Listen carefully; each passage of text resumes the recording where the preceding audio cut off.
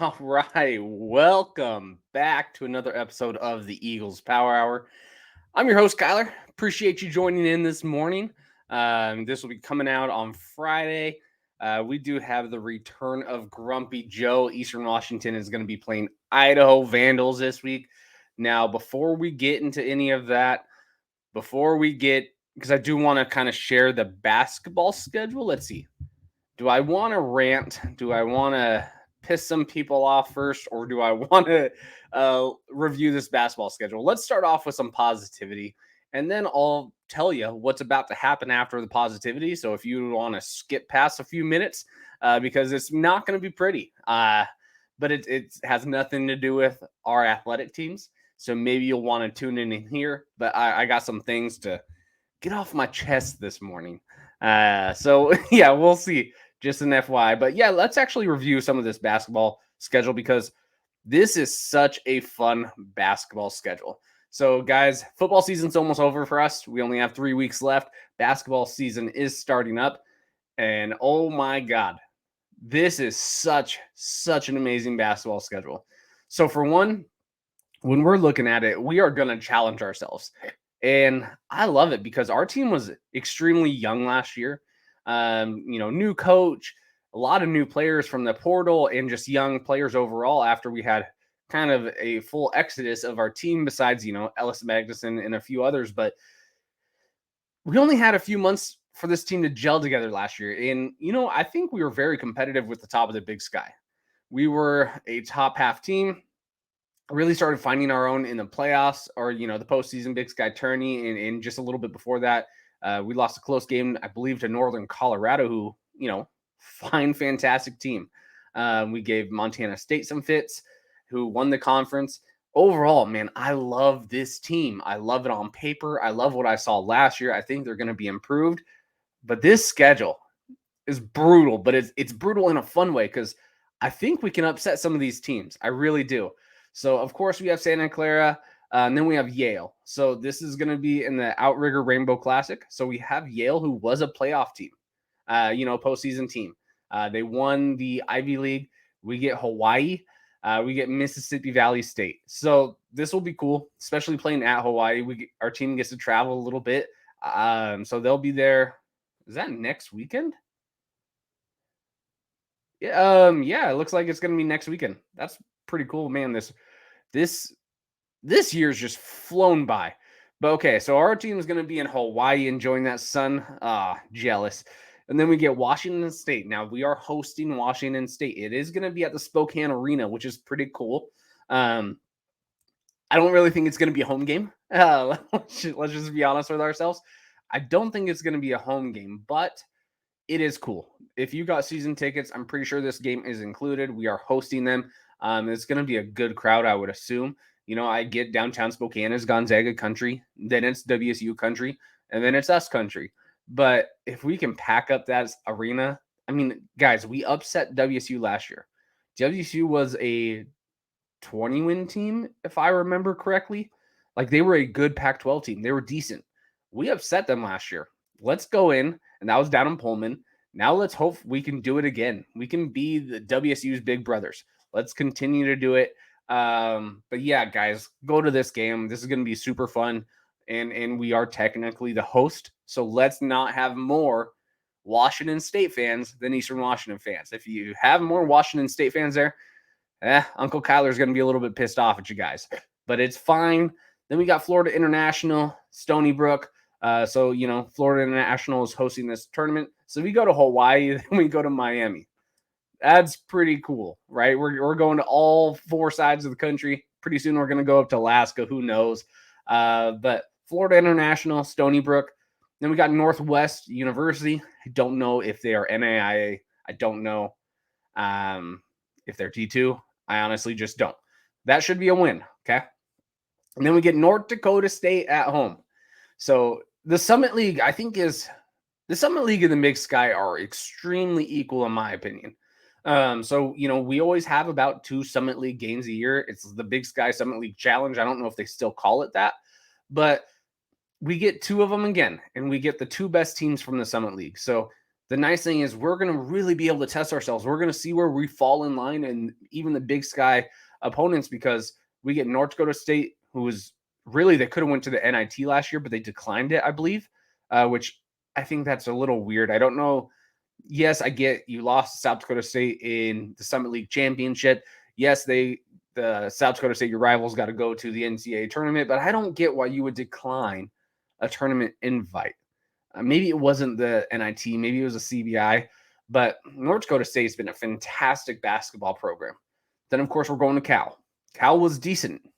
Then we're going to South Dakota State. So this Brookings game, this is going to be tough, but it's going to be fun because they'll be in the cream of the crop of the Summit League. Again, I just said I do think the Summit League and the Big Sky are very comparable to each other. You always see them in the net rankings right next to each other. But at South Dakota State, at Brookings, their atmosphere is phenomenal. I don't know if you guys remember Mike Dom, Mr. Double Double himself, a few years back. I mean, he was dominant. But South Dakota State, I think, has, in someone can correct me if I'm wrong if you're looking it up. This is all off memory, and my memory is not always accurate. I believe they have the number 1 or number 2 or number 3 like highest home winning percentage of the last 5 to 10 years. Like, they've been dominant at home. So if we can go to Brookings, if we can go to Brookings and upset South Dakota State, because it is going to be an upset, especially at home, at their home. Oh my gosh, I'm going to really love our chances in the Big Sky. Then we go play Texas Tech. Again, that is a very good team. That is a NCAA team. And then we play UC Davis, Northwest Indian College. Now, for you guys who are, maybe more football people than basketball people, UC Davis is not in our conference. They are not in the Big Sky. They are only in the Big Sky for football. Then I believe they are in the Big West. I think. I don't really remember. I think they're in the Big West. So, yeah, we get them, and then Northwest Indian College. So we have some really fun games to test ourselves before conference play. And then first conference game, we go to Missoula. This is going to be really fun. So I'm excited. I hope it is a solid season. I have a lot of hope in our season. So yeah, this will be a fun basketball season. Again, I'm going to do a basketball preview probably this weekend. Kind of look at the roster, maybe do more of a breakdown. But yeah, I just kind of wanted to go over that out of conference season because I absolutely love it. We have, I think, most of the teams are either a tourney team if it wasn't the NIT or the NCAA. Most of them had a winning percentage. It's going to be a pretty brutal schedule. Okay. Now here is my rant. So if you don't want to be a part or listen to me bitch and moan, skip ahead 5 minutes, skip ahead 10 minutes. I don't know how long this is going to take. This has nothing to do with our athletic teams. This has nothing to do with our football team, being 2-6 right now. This has everything to do with the fan base. It's pathetic. You guys, we have been so spoiled since I've been an Eastern Washington fan, 2007, right? I was not a fan before I went to college there. I was a Pac-12 guy. I was a WAC guy. I was a Mountain West guy. I did not know anything about the FCS. I'm going to be honest with you. I just didn't. Got to Eastern Washington, fell in love. It was an amazing, just bit my tongue. It was an amazing place. Met amazing people, met my wife, some of my best friends, had amazing times at the games. You fans, me included, this is not no one else. I just live a little bit further away, so I can't show the same type of support at the games. This is pathetic. This is 100% pathetic. The showing you guys are giving. Okay, here's the deal. We're 2-6. I get it. We haven't had a losing season since 2006. Again, since I've been an Eastern Washington fan, this is the first losing season we're going to have. Now, our schedule has been brutal. I get it. But the fan base, ever since 2019, 2018, drastically shrinking.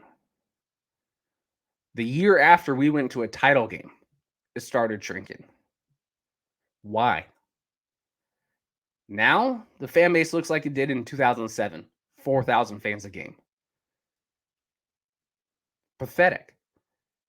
Here's the issue about this. Cool, you're not going to support us when we're down. I get it.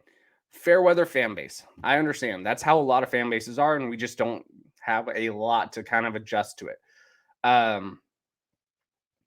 But here's the deal.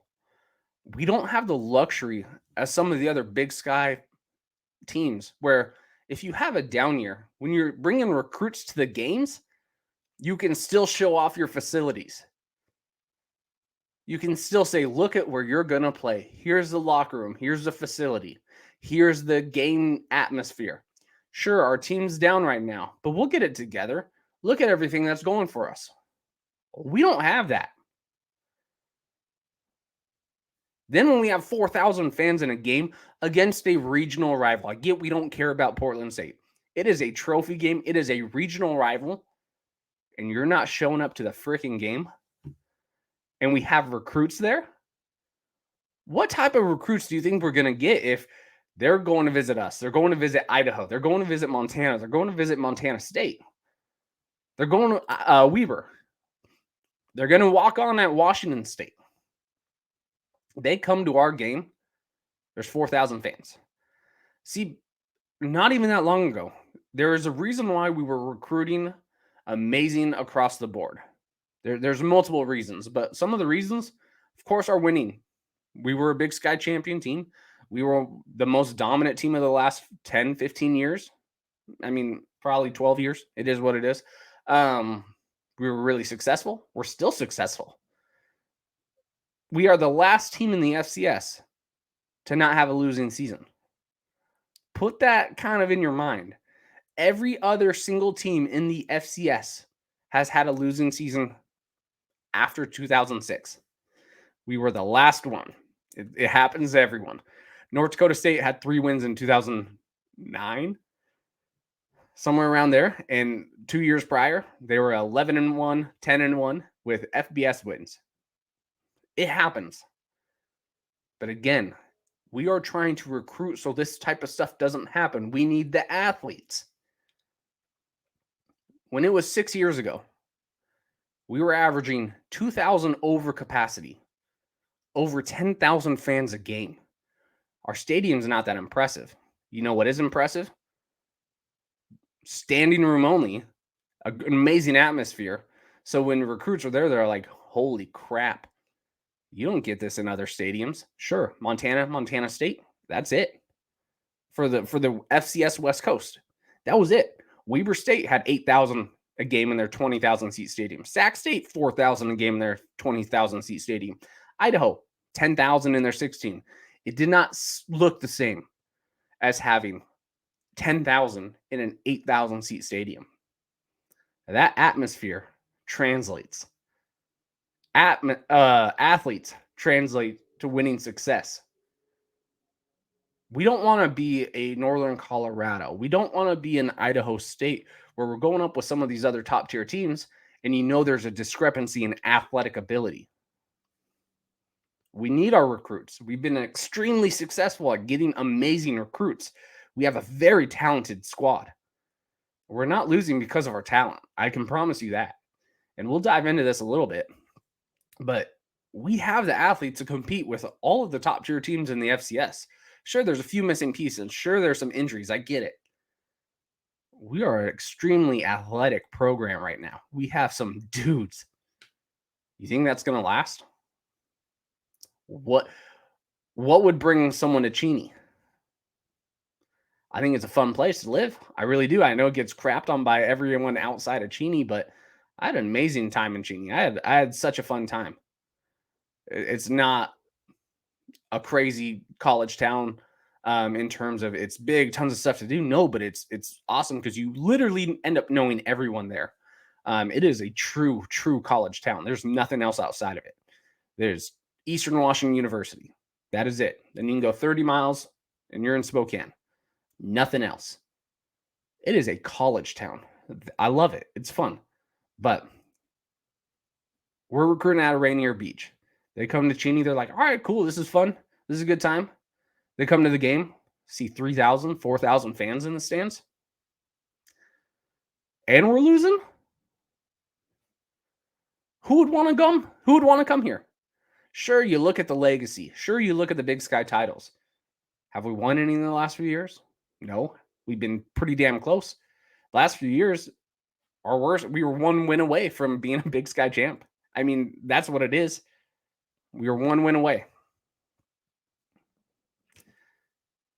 So, here's what you need to do.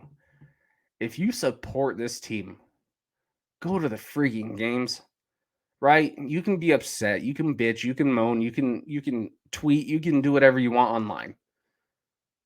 Go to the games, man. Support the kids. Because at the end of the day, if we're not there, there is no reason for us to get high caliber FCS players. Why? Why would they want to play for us? Sure, we've had amazing kids back even when I went in 2007, 2008, right? We had some really fun athletes because Washington has a good amount of underrated athletes. But if Idaho's going to start recruiting in Washington again, right? When they were in the Sun Belt, they started recruiting only Southern East Coast guys, which made no sense. Idaho's going to start recruiting in the West Coast. Weber's starting to do it. Montana's doing it. Montana State's doing it, right? Fonze's from Bellevue. We didn't even offer him. There's a lot of underrated talent in the West Coast, in Washington specifically, in the Portland area. If we're losing for a few years in a row, this is where it can hurt our program more than any of the other programs. Because if we're losing a few years in a row and we don't have the facilities and we don't have the atmosphere to bounce back instantly to get some of these recruits and go, guess what? It was just a down year. This can spiral. We've been punching up for a while, right? If you look at everything in the Big Sky, the facilities, their athletic department, financial, alumni donations, we are towards the bottom. Facilities, we're at the bottom. Northern Colorado has a worse football stadium than us, but they just built this beautiful athletic facility, like the athletic center. It's gorgeous. That's it. Now we control Holt Arena. They're doing some upgrades. It doesn't look like a 1970s porno shoot in the middle of the stadium anymore, right? Don't know why I said that, but they're doing some upgrades. It's looking nice. Sac State, they already have better facilities outside their basketball. Ooh, that's horrible. Weber State, really nice facilities. Idaho, really nice facilities. The Montanas, really nice facilities. UC Davis, amazing facilities. They're building a 30,000 seat stadium soon. Cal Poly, amazing facilities. NAU, amazing facilities. We don't compete. We've been punching up this whole time. Why? Because we got the athletes, we got the coaching, we have a winning culture. There's a reason why we don't have a lot of people transfer out of Eastern Washington. We don't. A lot of other schools, they have 5, 8, 10 transfers a year, and they're bringing in 10. We don't have that. Why? Because of everything I just said. Winning culture. We used to have an atmosphere. Coaching. It's been a fun place to play. We had great development. We send a lot of people to the NFL compared to a lot of FCS schools. It's been a few years. All that type of stuff is going to pile on. And eventually we're not going to be able to punch above where we should be. Because we are punching up. Everything about Eastern Washington besides the logo and what we've been able to do the last 10 years is bottom of the Big Sky. And I hate saying this, right? But I am a realist. We got the worst facilities. We're starting to have the worst fan base. Our alumni donations towards the bottom, right? It just is. Endowment at the bottom because Southern Utah left. Our endowment's like 22, 25 million, something like that. And I know that has more to do with the whole grand scheme of the school instead of just athletics. But I'm pretty sure Northern Colorado, who's a dumpster fire that we all make fun of, has like 80 million. Our average for the Big Sky is like 100 million above us. and we're at 25 million. If that shows you where we're at, we're a brand. We are a top 10 current FCS program in terms of most successful. App State, you could say they're more successful. Marshall, few of those, but they've left. In current FCS programs, we are a top 10. If you take the ones that left, we're probably still in the top 15. And we are not even near the top 50 in terms of what we can offer a kid. So again, this is my rant. Fan base, you need to step up. If you want us to have mediocrity, then sure, don't show up. If you think that the team doesn't need you, cool. There's a couple other schools you can root for. There's Gonzaga down the road. There's Washington State. There's UW. They can have a few more fans. Go for it. We don't need you. We need the fans that are actually going to be fans through the thick and thin. It's unacceptable. We have 4,000 fans at a game for a Portland State game. The Montana State game was great atmosphere. We still didn't even sell out. Now, yes, it was on the away side, but Montana State brought in their fans. They probably had 500 to 1,000 fans.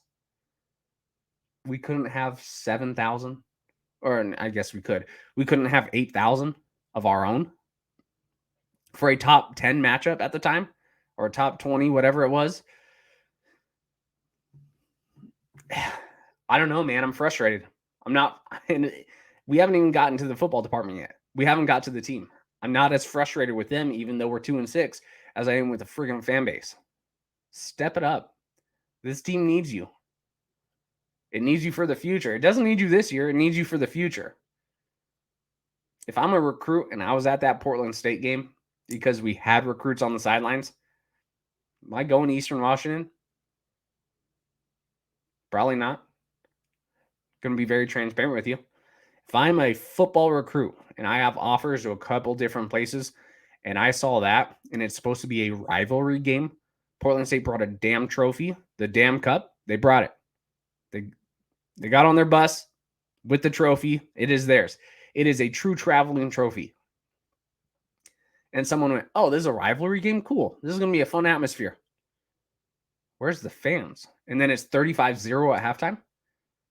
And the little bit of fans we had there are now gone. And they missed a hell of a comeback. Hell of a performance by our football team. Am I going to Eastern Washington if I'm that recruit? Maybe if I don't have any other offers. Again, I'm just being full transparent. If you don't want to be successful, stop being an Eastern fan. If you want the success to continue, guess what? Write the season off. This is a down year. This is a rebuild year. There's some things we need to figure out. There's definitely some things we need to figure out. The schedule was brutal. We aren't performing at a high efficient level. It is what it is. This is going to get better. I don't see a big difference between this year and some of those 6 and 5 years that we've had, even under Bo Baldwin. We had a lot of talent on those teams, and yet we underperformed, and the schedule wasn't nearly as brutal. We've lost Portland State before, right? We've lost to them now 3 times since 2010. We've been successful. So again, this isn't anything new. We've lost Montana before. We've lost Montana State before. We've lost a Weber. We've been successful years after. Unfortunately, it's just all kind of happening that one season. And it is what it is. The Big Sky is really, really tough this year. We could be better. We are not playing good. It is what it is. But come on, guys. Step it up. We need the support. We need the support for the future. We are not a program that can last without it. I will tell you that. And we still have some professors who love every time we lose and they make it public. Those people are really excited right now. They're like, I love every time Eastern Washington loses because we shouldn't be funding this football program anyway. That is literally what some of the professors think. And they are very vocal about it. I think it's pathetic. I don't consider them Eastern Washington professors. If you're not willing to support the school, I don't care about you. Maybe you should start teaching a little bit better. Maybe you should put that effort into your teaching. And hey, maybe you could be a more successful professor. But to hope and wish for the demise of a program makes no sense. So, guys, get out there, support that team. We only have one home game left. It's at the end of the year against Northern Colorado. Go support it. Go to Idaho. It's going to be fun. It's only an hour away. Go support Eastern Washington. Go to Idaho. Go to Montana. Are we going to win those games? Probably not. Go support it. Show support. All right, that's my rant. I apologize. I actually don't. I do not care. If you are pissed off from what I've said, you can turn off the podcast. If you appreciate what I said, then awesome. I'm just being honest, but we need to do better. And if I can do better, you let me know. I'm in Houston. I would love to go up to Cheney every single weekend. Right now, I cannot afford it. So it is what it is. I can't do it. I'm going to keep supporting this. I'm going to keep doing a podcast. My best to do it weekly because I love my Eags. It is what it is. All right. Now let's look at this Portland State game because this was a tale of two halves. And I'm not going to sugarcoat it. That first half was the worst half of football I have ever seen Eastern Washington play. It was right up there when we played Sam Houston State in the semifinals in 2012. The worst half of football I've ever seen. Portland State was up 35-7 at halftime. They had, I think it was almost 500 yards of offense in the first half. It was ridiculous. We couldn't stop their rushing quarterback, which I kind of said it in the week earlier. I said that dual threat quarterback, he's not the best passer, but he's going to give us a lot of issues, and we haven't been able to stop a dual threat quarterback in a while. And of course, he ran all over us. They were able to do whatever they wanted. I mean, they had 400, 500 rushing yards. I don't even know. It was pathetic. Couldn't stop them if we wanted. They didn't. They were, I guess, successful in the passing department, but they didn't do it much. Okay. So first half, horrible. It was really bad. Second half, and I'm not going to dwell on the past, right? It is what it is. The game happened. Second half gets me excited because we went from playing the worst football I've ever seen in my life to playing one of the best football halves I have ever seen Eastern Washington play. Now, some people think it's, Portland State was up by so much they changed their style. No, they didn't. They're running the exact same plays. We just finally figured it out. We finally were able to get some stops. We completely shut Portland State down in that second half. We were getting turnovers. We started being effective, actually, in the offensive department. I mean, when you look at this, it was a one possession game with almost 4 minutes left. We had a chance. We got them on a fourth down to stop them. It was 4th and 1 or 4th and 2. If we stopped them there, we get the ball. We have a chance to score because, as you see with the momentum, Portland State couldn't do a damn thing to stop us in the fourth quarter. We found our rhythm. We found what they were weak at, and we were able to do whatever we wanted. Unfortunately, we could not stop them on that 4th and 2. We just couldn't do it. Maybe it's the fourth one. I don't know. But we couldn't stop them. They got their 1.5, 2 yards. It is what it is, first down. But, I mean, if we can play like we did against Portland State in the second half, if we could do that all year round, this is the same team that barely lost to Montana State and Montana State, again, number 3 team in the country. They haven't lost to an FCS team. Most teams haven't even been competitive with them outside of Weber. We were the only other team to be competitive with Montana State. That second half Eastern Washington team, and that's where you see we do have the talent. If you don't have the talent, you don't even come back. You don't make this a game. But the fact that we have the talent just shows you we can score on anyone if we put it together. Our wide receivers are freak athletes. I really do believe we have the best wide receiver corps in basically the Big Sky. I really do believe that. I think Freddie Roberson is an absolute monster. I think Efton Chisholm, absolute monster. I think Nolan Ulm is becoming a beast. I really do think we have overall the most athletic, the best, the most dynamic receiving group in the Big Sky. And in the FCS, we have one of the top ones in the nation. I think they're underrated. Do I think we're utilizing them as well as maybe we should? No, but that second half we sure did. And then our running game is underrated. If you listen to Tubbs at the clubs, they just shat all over the running department. We have 3 dudes who are extremely effective in the running. Tuna, if we need a 3rd and 2, 3rd and 3, he's getting us the first down. He's 230 pounds and he's a tank. The difference on why our running department maybe doesn't look that great is, again, we have played a brutal schedule that no one else in the nation has even come close to playing. It's just true. And we literally use 4 backs. Everyone's splitting time. Most teams, they have 1 to 2 that they're utilizing, and one guy's getting a majority of the reps. We have 4 dudes who are different type of backs who do different things, and we use them in different scenarios. I love it. I think we actually have a very underrated running department. If it's 3rd and 2, I am not worried about us getting the first down. Now, I do think some of the play calling is a little weird. I don't like when we're doing this option game, this pitch option. It hasn't worked at all, and we still run it almost weekly, where we have a running back, if it's Mike Smith, and then we have Gunner.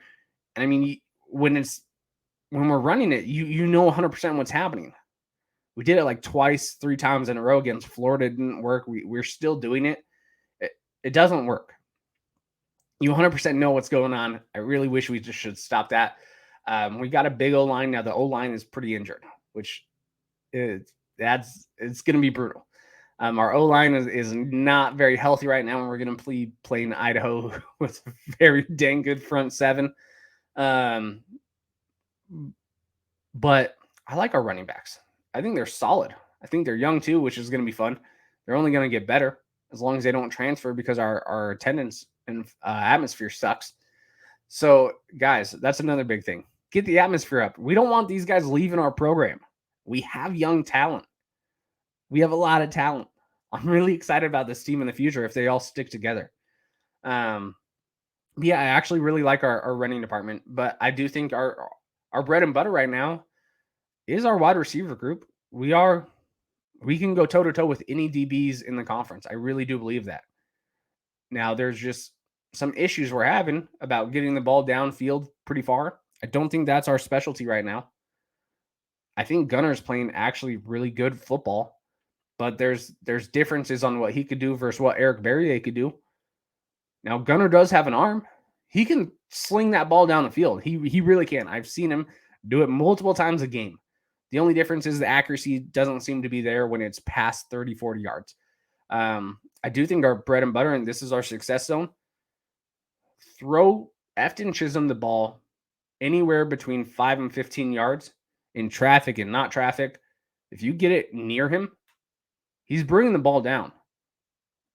Cool. 10 yards, that's first down. Give Roberson the ball on any type of screen. I don't care if you throw it to him 3 yards behind the line of scrimmage. We can see what he can do after he's get the ball in his hands. Efton Chisholm, I think he has the best hands on our team and one of the best hand receivers we've had in a while. He doesn't drop much. If you get the ball near him, I don't care if there's 2 defenders higher than him, lower than him, about to smack him. He's grabbing the ball. He's coming down. They're hitting him hard. Roberson's different. You get him the ball, he's going to make people miss. And Chisholm does the same thing. We've seen him hurdle. We've seen him, turn around, do some spin moves, do some stiff arms. But Roberson's just a little bit different. His vision, his ability to juke, it's insane.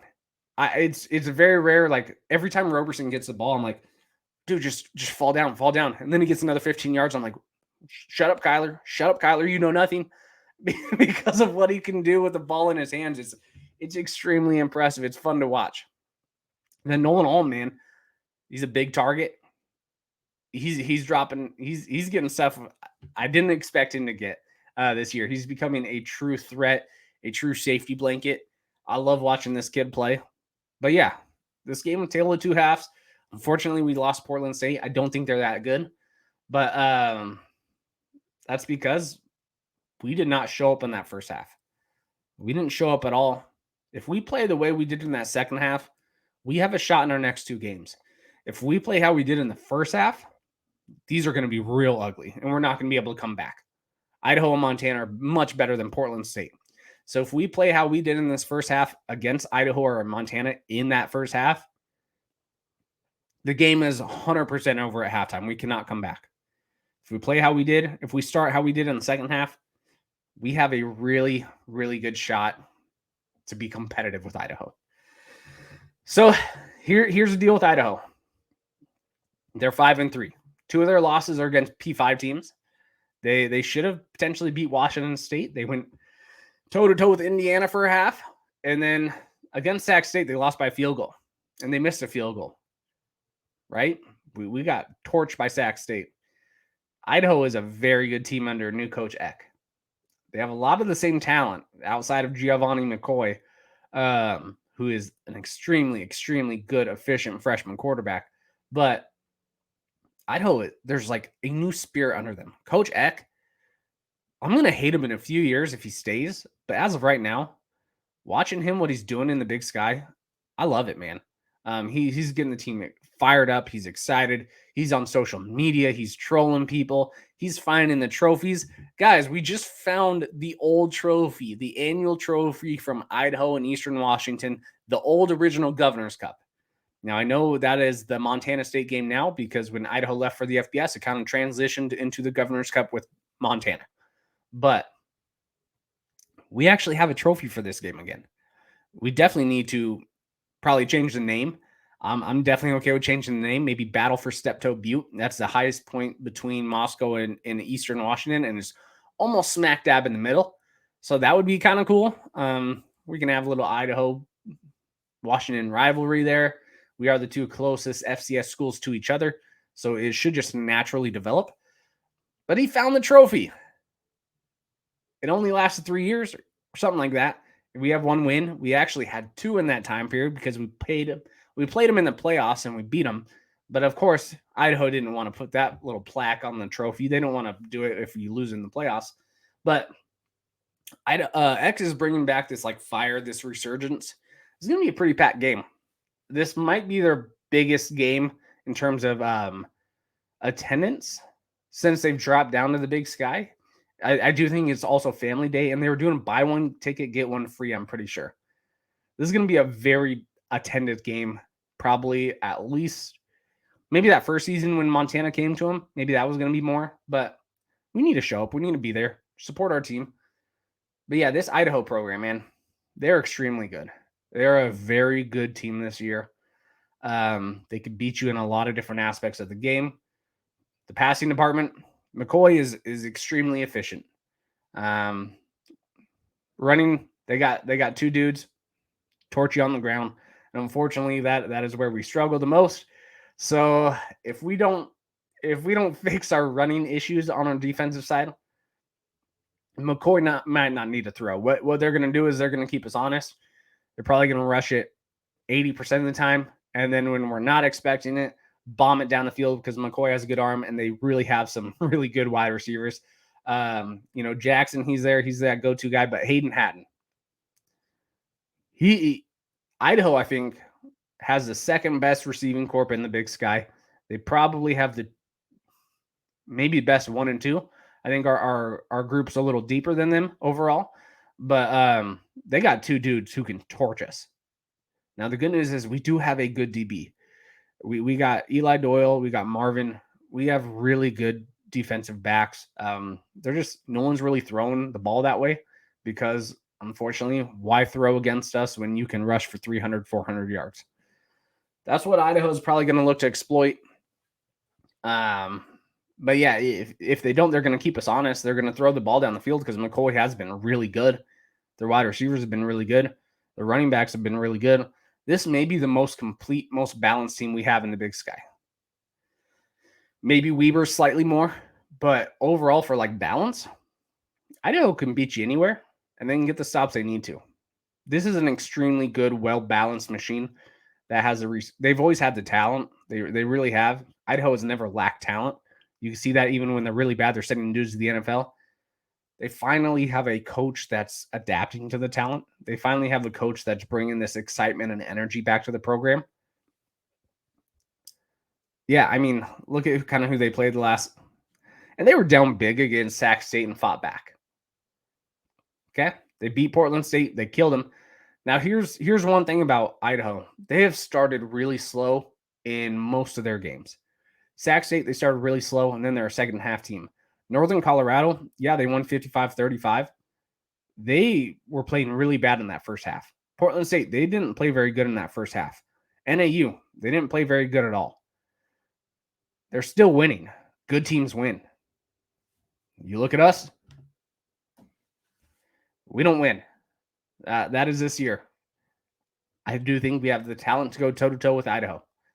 But, yeah, it's going to be interesting.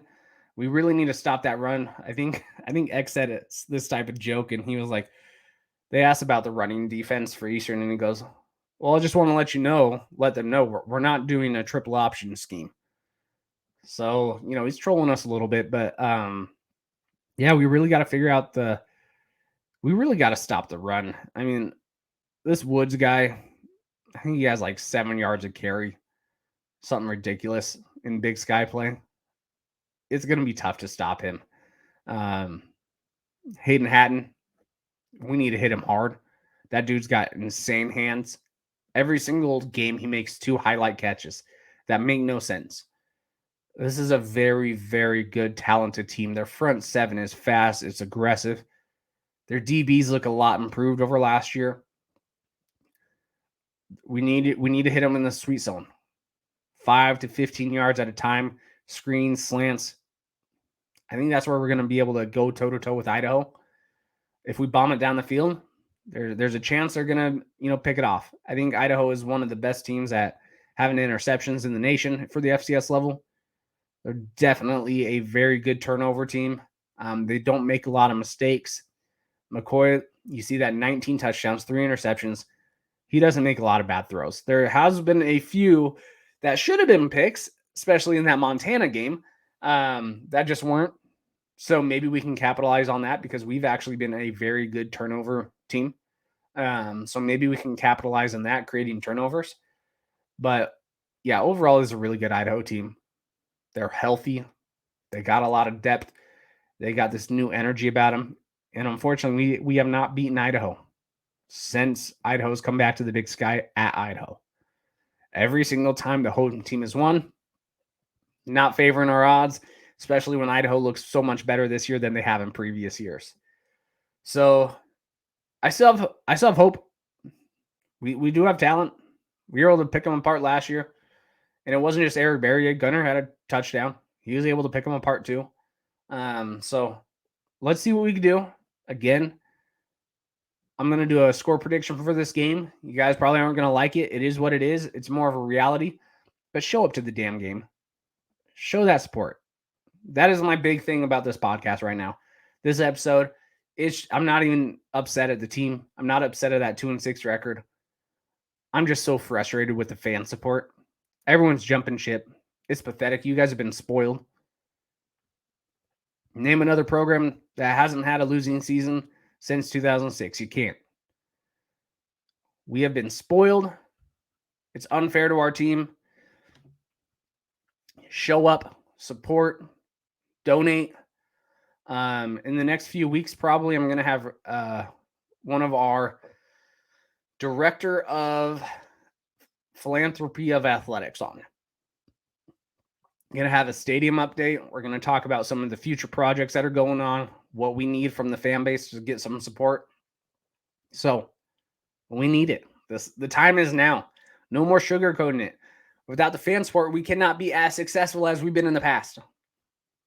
Other teams are better. The Big Sky is so much better than it used to be. We're not going to be able to win some of these recruiting battles by just going, hey, guess what? We're going to be able to get you a Big Sky title, make you a title contender in the FCS, win some championships. The Big Sky is so much better than it used to be. It is much harder. We got to work for this. And unfortunately, it starts with the fan base. I really do believe that. Without the fan base, we're not going to have the same recruiting success. Without that recruiting success, we're not going to have the talent on the field to go toe-to-toe with the other top-tier talented teams. Get your butts in the stands. Donate. Do whatever you can, unless you really just don't care about Eastern Washington athletics. If you don't care, it is what it is. You probably shouldn't even be listening to this podcast anyway then. But if you care, even care a little bit, we need your help. We need the help. So, guys, that's it. Again, I'm sorry. I was in a bad mood this morning, but it's a bad mood that needed to be said. It's a reality on where we're currently at. So it is what it is. I'm always going to be real with you guys. If you like it, awesome. If you don't, it is what it is. But I'm going to be extremely real with you. So, yeah, Idaho score prediction. Unfortunately, I just think they're too good of a team this year. They can't afford another loss. They do have UC Davis coming up, who's looking fantastic. If they drop 2 games out of their last 3, Idaho's probably out of the playoffs. So they need this one. Right now on paper, we are a much easier team to go against than UC Davis. We're the regional rival for them. Eck is getting this team excited. Idaho is going to want this win more than anyone, especially after we trounced them like 70-17 or something last year. They're going to want redemption back. There's still enough players on that team that are pissed off and do not like Eastern Washington. They're going to want some redemption back. Idaho 42, Eastern Washington 25. That's about what I think the game's going to be. So, all right, go Eags. There's always next year. Get in the stands. Go watch the game. Go get some support. We got basketball season coming up, and basketball season is going to be so fun, guys. All right, go Eags. Boom.